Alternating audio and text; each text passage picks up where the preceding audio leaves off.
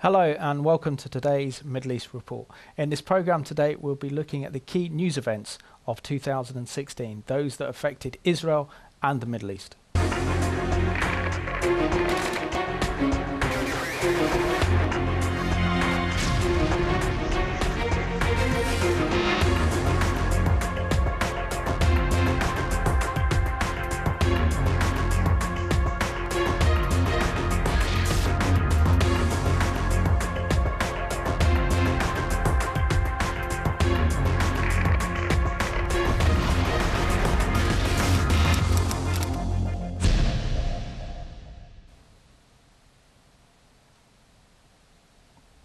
Warm welcome to this news review of 2016, and it's a real pleasure to have my special guest on today's programme, and that's the Director of Public Diplomacy at the Embassy of Israel, Rony Yedidia Clein. Rony, welcome to the programme. Thank you very much. It's great to be here. And Rony, I firstly want to start the programme. It's always special to have a diplomat from the Israeli Embassy on the programme. And you do incredible work in working so closely with the Christian community. So thank you for what you're doing at the Embassy to reach out to our viewers and Christians who have that tremendous love and support for Israel. Thank you. It's always so important for us to reach out to, especially to Christians, because we do find such love there, and it's always such a pleasure for me to go out into churches and church groups and meet people who really have such unconditional love for Israel, and to try to bring them even closer to Israel. A few months ago, you may remember, we had a special event at the embassy where we brought in groups that had signed on to the Shalom Declaration, and the numbers were above and beyond what we anticipated. So that was a real pleasure for us, and it's always a pleasure for us to work with the Christians in the UK and elsewhere. Fantastic, and it's always a pleasure to work with the embassy and the staff there. Got fantastic diplomats. We're going to start off with this news review looking at some of the key events of 2016.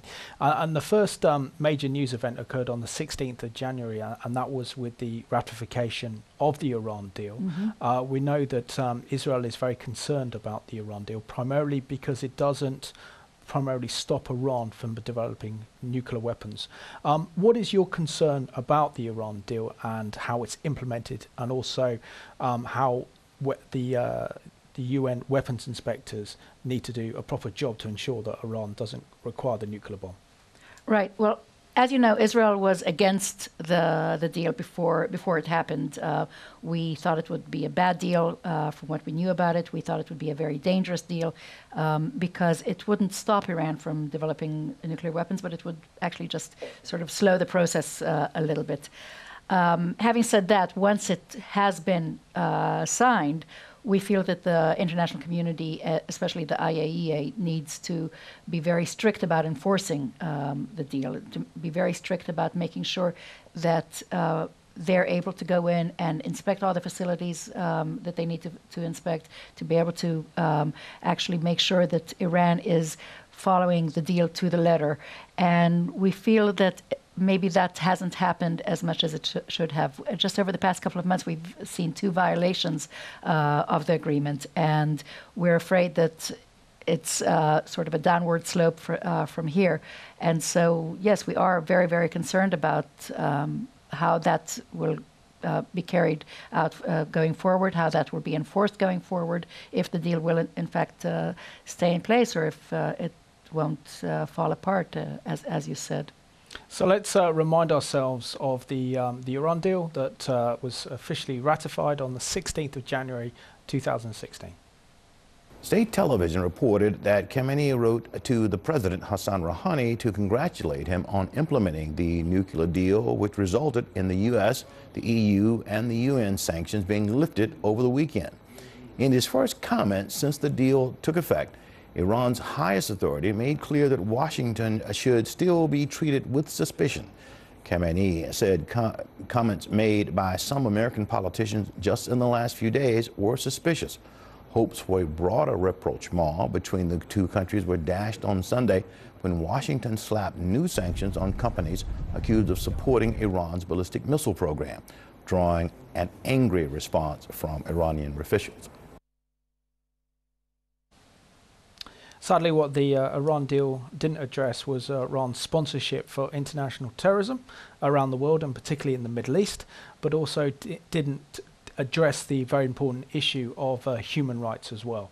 And that was missing as part of that agreement. So maybe the new president coming in, Donald Trump, will be able to put a little bit more meat on the bone and actually bring about a proper resolution of these outstanding issues. We need to remember that Iran has a negative influence throughout the Middle East.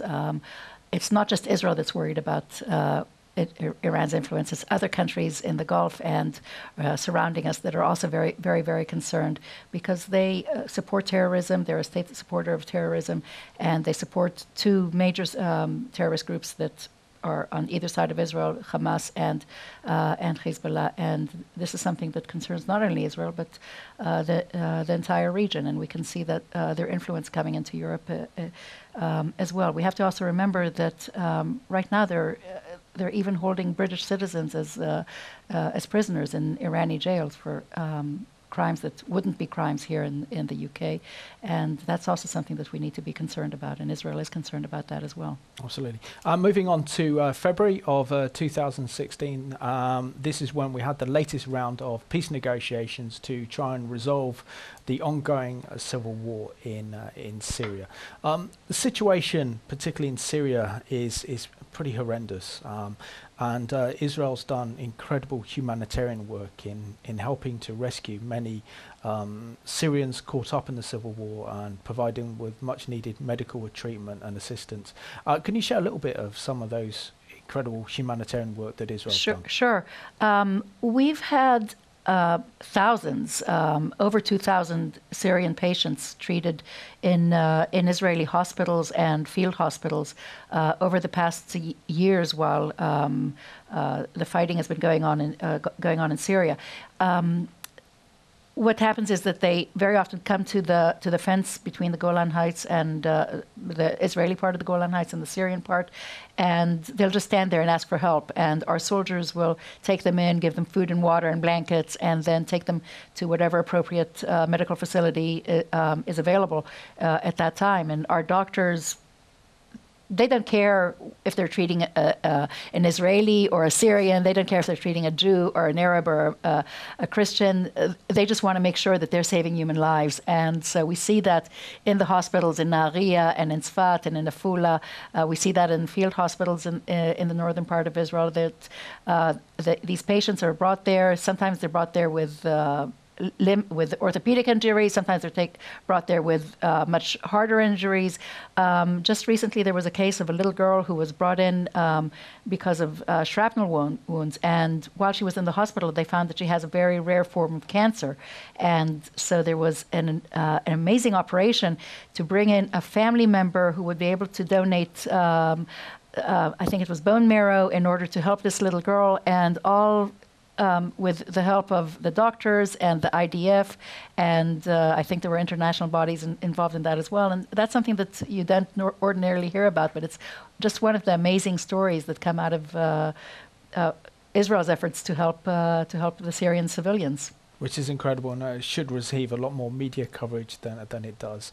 And also, Israel's border with Syria, despite the not having a peace treaty with the Assad's regime, it's been very stable, hasn't it, between Israel's border on the Golan Heights and Syria, really since 1973. But how has the situation changed now with the emergence of ISIS on Israel's northern border? Well, there have been some incidents across the border where we have seen rockets that we want to believe are stray rockets and not necessarily aimed at Israel. But we do respond to those as well, because since we don't know if they're stray or actually targeting Israel, then we do respond every time there is something like that. We've seen planes coming in our direction. We are monitoring the situation very, very closely, because we don't want it to escalate, and we don't want to get into a fighting war on that border. Now moving on to March 2016, and the world was shocked by the terrorist attack that occurred in Belgium, and in particular the city airport in Brussels. You don't choose your family, says the brother of suspected Brussels airport bomber Najim Lashrawi, reeling from the shock of what police are saying his sibling has done. Najim is believed to be a bomb maker, and authorities have also linked him to the Paris attacks in November, in which 130 people were killed. Investigators found traces of his DNA on explosive devices used in the French capital. Najim's brother, former Belgian taekwondo champion Mourad Lashrawi, says he's stunned by what's happened. He was a nice guy and most of all intelligent. There you are, that's how I will remember him. After the Paris attacks, our house was searched, nothing more. It's over. I try to turn the page. I don't need to understand. What's done is done.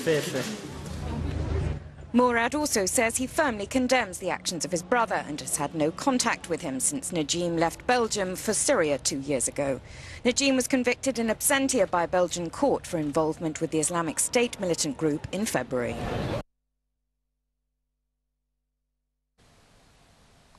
And Ronnie, I know Brussels very well as a city, so I do a programme there once a month in the European Parliament. So I know the city, I know the airport, I know the train stations, and the fact that this terrorist attack really did rock Belgium and the people of Belgium.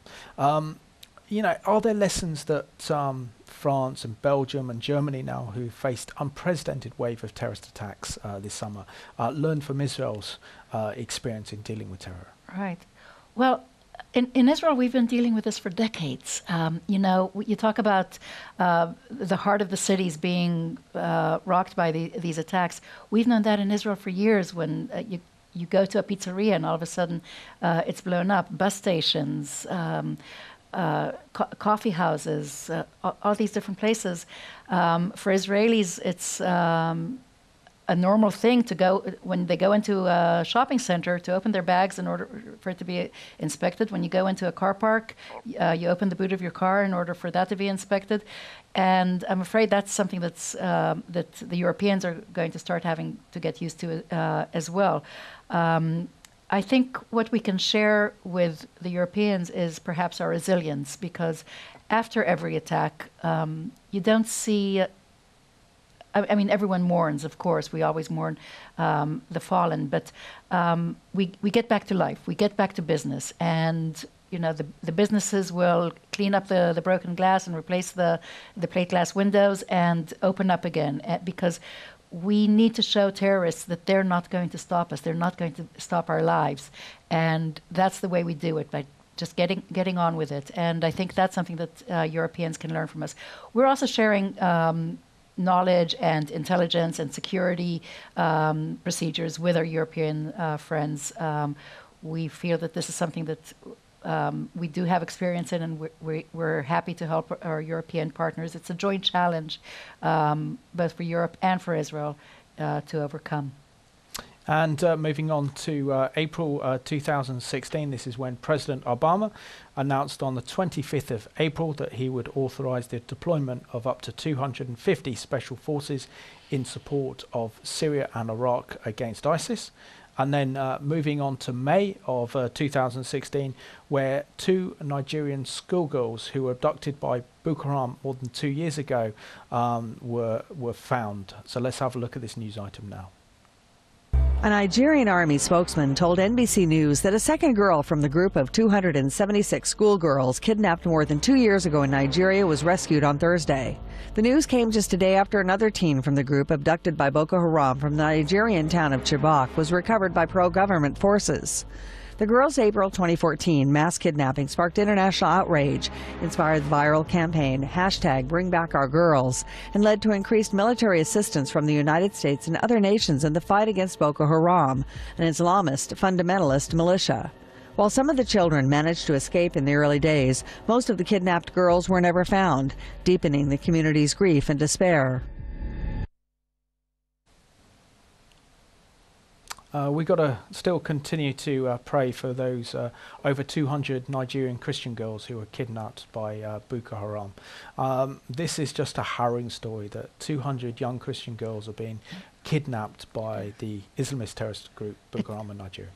It's unbelievable that something like that can happen. And for so long a time, they're still missing, and no one can find them. And when I look at the pictures that were on the screen just now, I'm reminded of our Nigerian Christian friends here. We've been working very closely with the Nigerian Christian community here in the UK. Some wonderful people there. We're not only working with them, they've become personal friends. We go to their weddings, they come to our simchot, as we say. and it's really a relationship that's become very, very close and wonderful for us. And, I look at these people and I see the women that I've come to know so well here, and it really breaks my heart. Now moving on to June of 2016, that does have importance to Israel, and this is on the 23rd of June. The British people voted on our membership of the European Union, and those who voted to leave won that very crucial referendum on the 23rd of June. So let's have a look at this item, and also David Cameron stepped down as Prime Minister, and Theresa May, the former Home Secretary, became our new Prime Minister. European politicians reacted with shock to the UK's decision to leave the European Union. I will do everything I can as Prime Minister to steady the ship over the coming weeks and months. But I do not think it would be right for me to try to be the captain that steers our country to its next destination.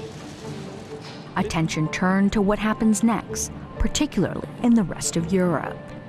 Was die Folgen dieses Einschnitts in den nächsten Tagen, Wochen, Monaten und Jahren genau bedeuten werden, das wird jetzt ganz entscheidend davon abhängen, ob wir, die anderen 27 Mitgliedstaaten der Europäischen Union, uns als willens- und fähig erweisen werden, in dieser Situation keine schnellen und einfachen Schlüsse aus dem Referendum in Großbritannien zu ziehen, die Europa nur weiter spalten würden. The remaining 27 EU leaders will meet next week without Mr. Cameron. Today, on behalf of the 27 leaders, I can say that we are determined to keep our unity as 27. For all of us, the Union is the framework for our common future. I would also like to reassure you that there will be no legal vacuum.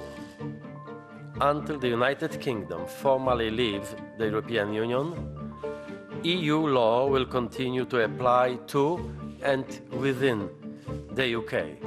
German Finance Minister Wolfgang Schäuble said he was in touch with his colleagues from the group of 7 industrialized nations on Friday over the UK's decision to leave the European Union.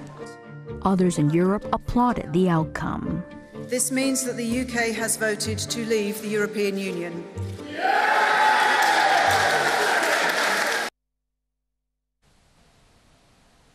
And that was the biggest vote that the British people have had in over 40 years to decide whether Britain should remain in the European Union or leave. And the majority voted to leave, which means that Britain has a new destiny and a new course, and under new leadership of Theresa May. I have to ask you, what opportunities does Brexit present now for Britain to build stronger relationship with Israel, particularly drawing upon Israel's incredible innovation and expertise in high-tech and cyber security? Well, I think the relationship between the UK and Israel has always been very strong. And Theresa May recently said that the ties between the two countries, the collaboration between the two countries makes the world a better and more safer and more prosperous place, because we collaborate on science, and we collaborate on security. We collaborate on various academic things. The trade between the two countries has more than doubled in recent years. It's over £5 billion per year in trade between the two countries. And I think that's very important. And now that the UK is leaving the EU, perhaps we can even make that grow. I think we have very good bilateral relationships with all of the European countries. Our relationship with the EU itself is sometimes a little bit rocky, we can say, perhaps we can say, but with with the various countries within the EU, we get along fabulously. We have wonderful relationships with all the countries in the EU. But the UK has always been one of those countries that we've had the strongest relationship with. They're our largest trade partner. They're a partner that we work on security and intelligence and other things that I can't go into, obviously, but they are there, and they're important not only for Israel, but they're also very important for the UK. And I think that's something that we can carry on with, and we'll just get better as time goes on now. Excellent. Also, what do you make of our new Prime Minister Theresa May? Because she's considered the most pro-Israel Prime Minister since Margaret Thatcher in the 1980s. Well, I've been here for 3 years. David Cameron was also very pro-Israel. Theresa May has just started, and already she has made some statements and moves that we're very happy with. And I think that she's good for the UK. We're very, very happy to work with her. Excellent. And the other events that occurred in June was that terror strikes again in this time in Nice, in which an Islamist ISIS member drove a truck into a parade in Nice, killing over 86 people in that horrific terrorist attack. Also, Israel and Turkey restored diplomatic relations. Can you share a little bit about this restoration of relations between Israel and Turkey? Because we know that, Eitan Nahey, your deputy ambassador, has now gone on to become Israel's ambassador to Turkey, which is great news. Yes, we're very proud of Eitan that he has gone on to such an important role. That really is one of probably one of the more important ambassadorships within the foreign ministry, because our relationship with Turkey is so very important. It's also known ups and downs over the years. I happen to have served in Turkey almost 20 years ago, and when I was there, we helped Turkey in their big earthquake. We brought in teams to help rescue people from under the rubble of the earthquake. Our relationship back then was very, very strong. It has gone down in recent years, and we're hopeful that now that full diplomatic relations have been restored, that they'll go back up again as to the same height where they were almost 20 years ago. And we can see that now. The same way that we helped, it was 17 years ago in the earthquake, just last month we saw Turkey sending planes to help in the fires that we had in Israel, and we're very grateful for that help that we received from them. Excellent. So now moving on to July 2016, and we had on that month the death of Elie Wiesel, who is a Holocaust survivor and also an author who died at the age of 87. Can you tell us about Elie Wiesel, because you knew him and he was a great man? Yes, he was an amazing man, a wonderful man. I met him when I was serving in Boston, and he was a professor at Boston University. And he was really what you would just call a human being. He would always remember you. I mean, he met thousands of people, and I met him once, and then I came up to him at a lecture that he gave a few months afterwards, and I said, "You probably don't remember me." And he said, "Of course I remember you, Rony." And we spoke a bit about Israel, and he told me of his love for Israel, and how he had been asked at one point to be president of Israel, but he didn't feel that he could do that because he doesn't live in Israel. And while he would like to be a part of the Israeli people, he felt that his message could more easily be carried from the positions where he was in New York and Boston. He was a great friend of Israel, though. He was always more than willing and more than ready to stand up for Israel and speak up and say things that needed to be said. And sometimes other friends were silent, but he always made his voice heard. And that voice is very greatly missed now. Excellent. So let's have a look at this news item that remembers the life of Elie Wiesel. The Holocaust survivor and former Nobel Peace Prize winner Elie Wiesel has died aged 87.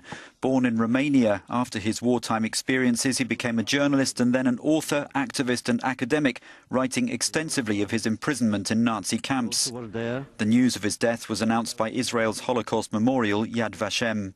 Wiesel won the Nobel Prize in 1986, the committee calling him a messenger to mankind. His book, Night, which sold millions of copies, described his experiences at Auschwitz and Buchenwald, where in 2009 he accompanied President Obama. The World Jewish Congress praised Wiesel as a beacon of light who always fought injustice.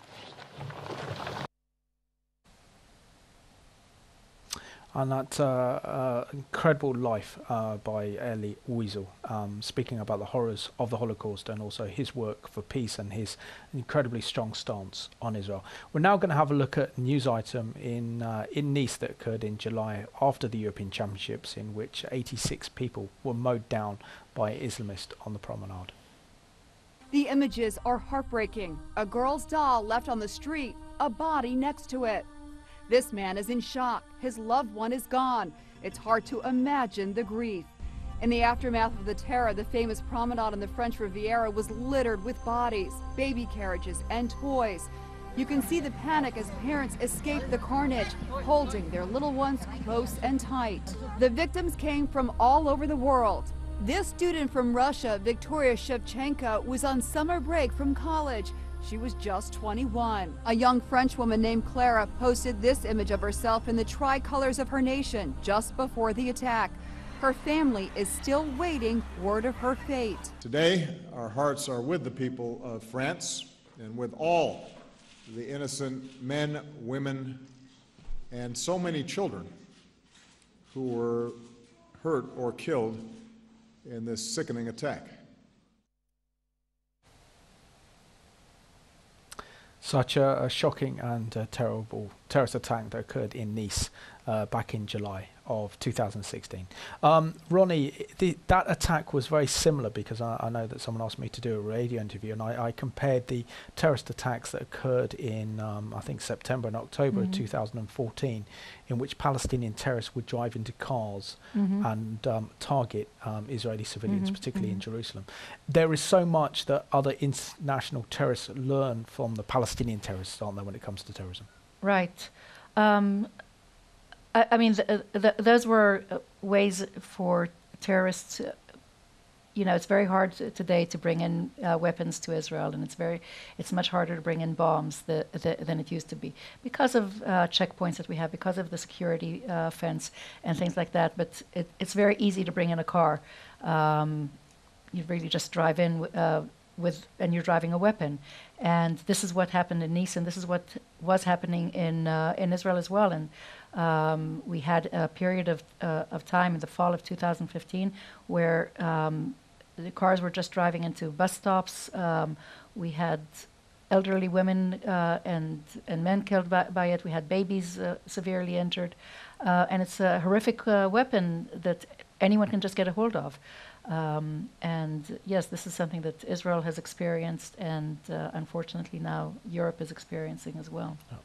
And on the 26th of July, France woke up to the incredible and shocking murder of a Roman Catholic priest in northern France who had his head slit. And this reminds me, Rony, of this horrible terrorist attack that was committed against a French priest. That we've seen scenes in Israel where Palestinian terrorists have gone into synagogues during a service and murdered the worshippers there. There's something absolutely horrific when it comes down to murdering religious figures. It is. It's terrible when someone's in prayer and so at one with God and not paying attention to the rest of the world, because when you're praying, you're not defending yourself. You're just communing with your God. And then someone comes in and does something horrible like that. But I also want to talk about the conflict with Christianity in general, because we see in the Middle East that the Christian community has been attacked not only in France. This is a horrible case what we're talking about in France, but we've seen Christian communities throughout the Middle East being attacked by ISIS. We've seen the Christian community in the Palestinian Authority go down in numbers, and this is also because of their persecution by the Palestinian Muslims. The only place where the Christian community is actually going up in numbers is Israel, where they are full members of society, just like everyone else is a full member, where we see them in very important positions within society, within government, within academia, and Israel is the only place where we actually see Christians thriving. Absolutely true. I can agree more with you. And Israel is a beacon of light in the region, and the only place where Christianity is actually growing in the Middle East. That's what some of the critics of Israel should actually get hold of that truth and grasp it. The other major events occurred back in August of 2016, that Russia launches airstrikes in Syria, and then this was followed by a horrendous shooting at a shopping mall in Munich.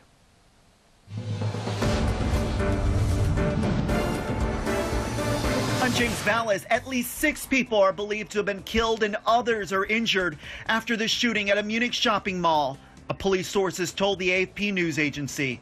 Munich police have so far only confirmed that multiple people are dead, but have provided no specific numbers. The shooter or shooters are still at large.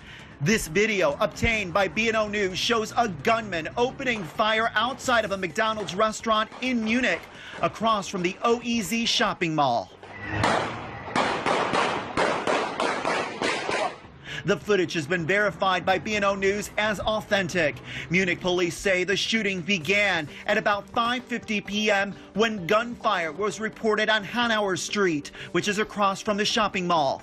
Witnesses reported seeing as many as 3 people with firearms, but no one is in custody as of 8:15 p.m. Police are using all available emergency services with the support of special units, and the federal police are urging the public to remain indoors until further notice. We're going to continue to monitor the very latest. Stay with BNOnews.com, and also follow us over on Twitter at BNO News as details come in. And now moving on to September 2016, and this is when one of the father of the nation of Israel died, Shimon Peres. Now, you knew Shimon Peres personally, an incredible man of peace, and what he was able to achieve through his lifetime of helping to establish the state of Israel as one of Israel's architects and founding fathers. What kind of man was Shimon Peres? He was a charming man. He was a remarkable man. I knew him. I met him several times, and he always managed to charm me, and he would talk to you and really try to get to know you, who you are, who Simon is, and try to learn all about you. One of the things that, he is an inspiring figure of peace today, but we have to remember that he came to that attempt to make peace, or to his efforts to make peace, after he had made Israel strong. He was one of the founding fathers of Israel's weapons programs. He was a minister of defense for very many years, whose main aim was to make sure that Israel is strong. And then once Israel was strong, once he knew that Israel could defend itself against any threat at all, that's when he started to make peace. And he and Yitzhak Rabin came together. They were political enemies. They weren't the best of friends, but they were able to come together and reach out a hand in peace to our partners. And that's what they tried to do. And his vision over the last 20 or 25 years was to actually bring about a place where Israelis and Palestinians can coexist and can live in peace and can work together and play together and do all sorts of amazing things together. Some of that worked. Hopefully the rest of it, his legacy will carry on, and we will be able to bring about peace with our Palestinian neighbors. So let's look at this wonderful tribute to Shimon Peres, one of the founding fathers of the State of Israel, who died in September 2016. Shimon Peres, the former Israeli Prime Minister and President, has died aged 93. Born in 1923 in Vishneva, then part of Poland, Perez moved to pre-state Palestine in 1934 with his family. Rising quickly through Labour Party ranks, he became a top aide to David Ben-Gurion, Israel's first prime minister, a man Perez once called the greatest Jew of our time. Despite his many achievements, creating Israel's nuclear deterrent, disentangling troops from Lebanon, and rescuing the economy from triple-digit inflation, Perez was unable to rally broad electoral support. He competed in 5 general elections, losing 4 and tying 1 in 1984, when he became prime minister for 2 years, before trading places with his rival Itzhak Shamir. Peace does not come easily. Shimon Peres advocated far-reaching Israeli compromises for peace with the Palestinians long before 1993.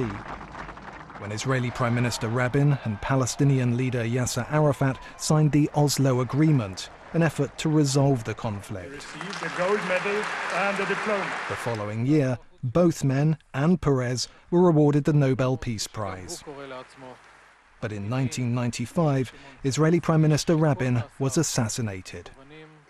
Perez returned to office and reiterated his vision. We shall continue our struggle for peace. He served until May 1996, when he was defeated by hardliner Benjamin Netanyahu. Relegated to the political wilderness, and by then 73 years old, he created the Perez Center for Peace in the Middle East, raising funds for cooperation projects involving Israel, the Palestinians and Arab nations. I think peace is a must, and in spite of the fact there are terrorists, either individual. He called his vision the New Middle East, a picture of peaceful economic and cultural cooperation among all the nations of the region. I would never give a hand to enable the Hamas or the Jihad or the Hezbollah to decide if there will be peace in the Middle East or not. In 2003, Perez turned 80. A film was shown at his party, which was attended by dignitaries including Prime Minister Ariel Sharon and former US President Bill Clinton. What an incredible place you helped to create. Perez was the 9th president of Israel between 2007 and 2014, a period during which he met both former US President George W. Bush and Democratic presidential candidate Barack Obama, as well as Pope Benedict XVI. Of his 10 books, several amplified his vision of a Middle East at peace, with open borders and education for all, where people are each other's hosts, not hostages. In 2013, just 2 days before a celebration for his 90th birthday, he reiterated his belief. I'm sure I shall see peace in my lifetime, even if I shall have to extend my life for a year or 2. I won't hesitate.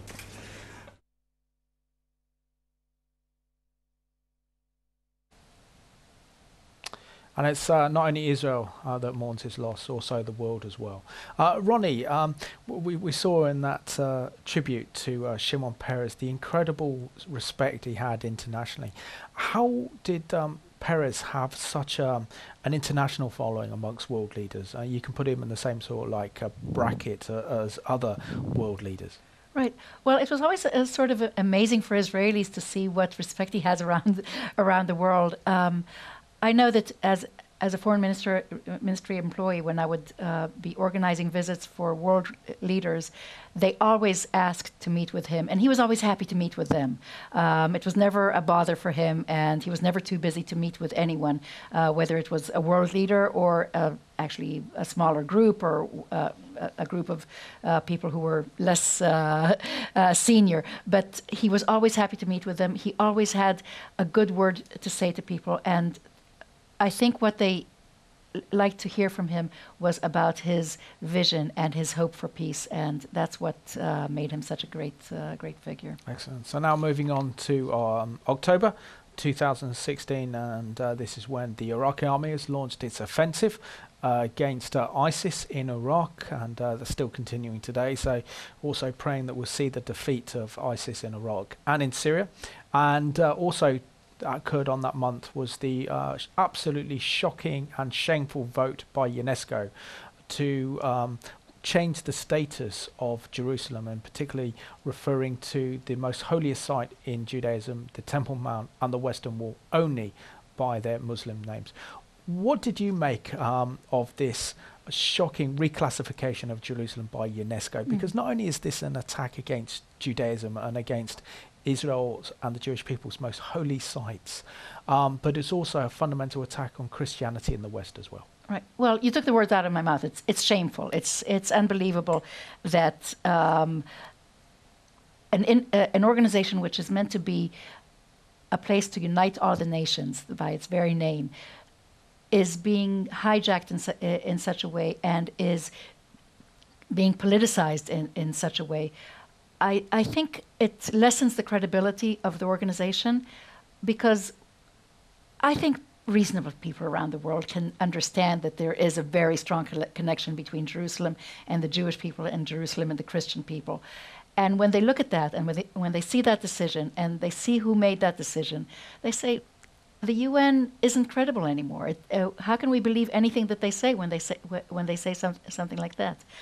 I think it's actually counterproductive for the Palestinians to be carrying on with this sort of internationalization of the conflict. I don't think it's helpful for them in any way. If the Palestinians really want to achieve a state of their own, they need to sit down with the Israelis in one-to-one talks and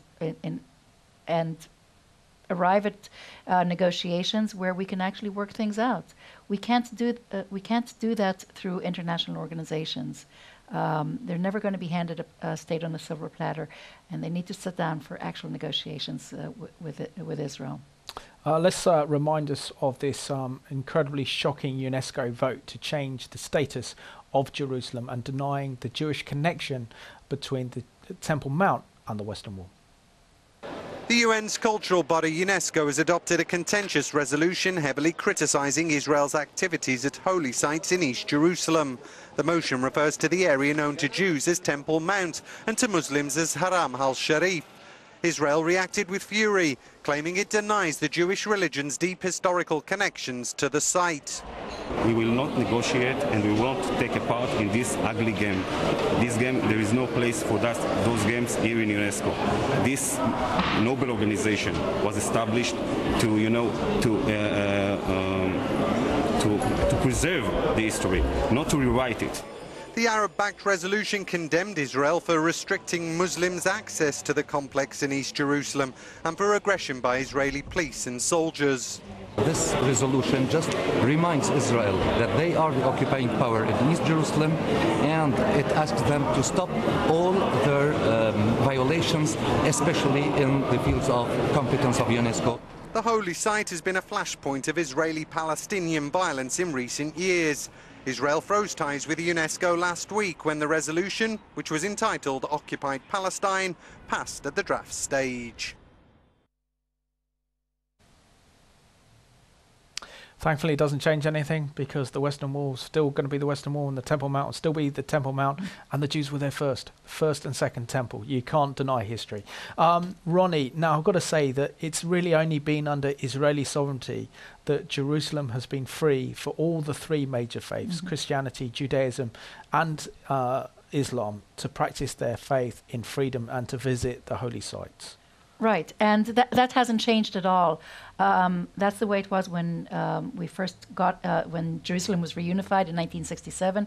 Moshe Dayan took Israeli armed forces off of the Temple Mount within 2 weeks after the war was over. He reached an agreement with the Waqf, which is pretty unbelievable, because they are part of an enemy state of Israel, but they are the ones who control religious practices on the Temple Mount. Christians have full rights of worship throughout the holy city. Of course, Jews have full rights. We actually have less rights because Jews are not allowed to go up on the Temple Mount to worship, nor are Christians. Only Muslims are allowed on top of the Temple Mount to worship, and that's in order to keep the status quo, to not have any source of conflict there. And that hasn't changed. And the fact that the Palestinians use some sort of supposed change in the status quo in order to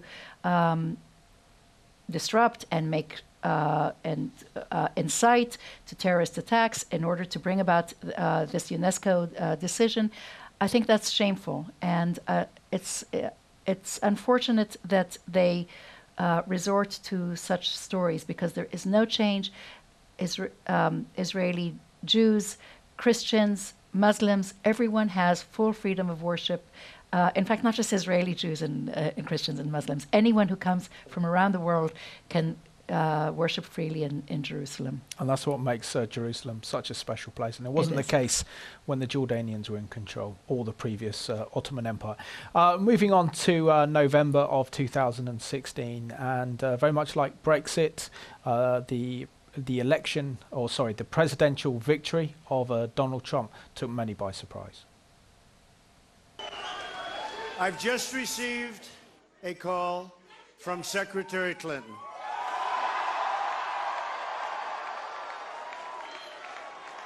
She congratulated us, it's about us, on our victory.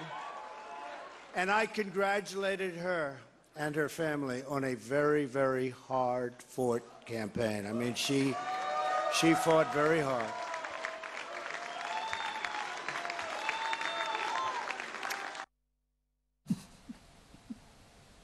And that was November, the surprise election victory by Donald Trump over his Democrat rival Hillary Clinton.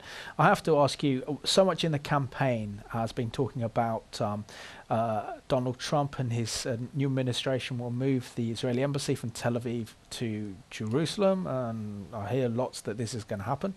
What would that mean for Jerusalem and for Israel's relationship with the United States? Well, I think it's important symbolically that the countries of the world recognize that Jerusalem is in fact the capital of Israel, that not only the government offices are there. It's very strange for us when ambassadors and other diplomats have to make their way from Tel Aviv all the way up to Jerusalem. Sometimes they get stuck in traffic. It's difficult for them. And our offices, our capital is in Jerusalem. That's the everlasting capital of the Jewish people and of Israel. And I think it will be a good thing. And this is something that my Prime Minister, Deputy Foreign Minister Chotavelli, who was recently here, have all said that it's very important symbolically that the U.S. move its embassy, and after it, hopefully other countries of the world will also move their embassies up. Absolutely. So it'd be a tremendous move if that takes place. Let's continue to pray for that. Also, the next news item that occurred in November of 2016 was the horrendous arsonist-lit fires that engulfed Israel. Israel's police chief says arrests have been made in connection with raging forest fires in Haifa and the West Bank. Tens of thousands of residents have been evacuated and more than 100 people have suffered injuries. Press agencies report 4 Palestinians were detained for questioning. The police refused to comment on whether or not arsonists had deliberately started the initial blaze. Chief Rony Yedidia said the fires seemed not to have been organised, but if intentional, could have been the result of people taking advantage of the opportunity. It's an opinion Israeli Prime Minister Benjamin Netanyahu appeared to share. According to the weather forecast I'm hearing here, we can say that the conditions of drought and wind have created natural blazes. But there are also some unnatural ones, so we can't rule out arson. Russia, Greece, Turkey, Italy, Croatia and Cyprus are all sending planes to assist with dousing the flames. It's the worst spate of fires in Israel since 2010, when 4 days of blazes killed 42 people.